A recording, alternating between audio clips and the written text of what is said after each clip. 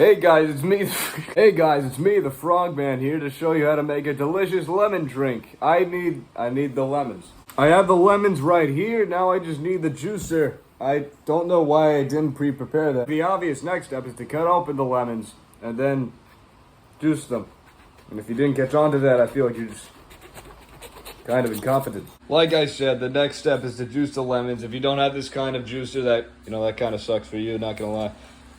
So I guess you can't really make this then. It's not that good anyways.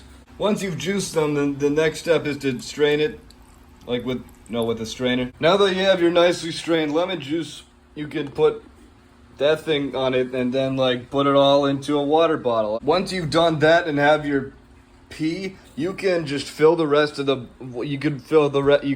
water.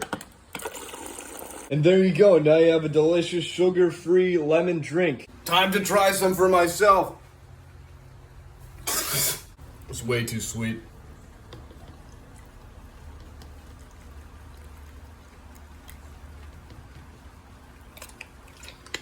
Time to try some for myself.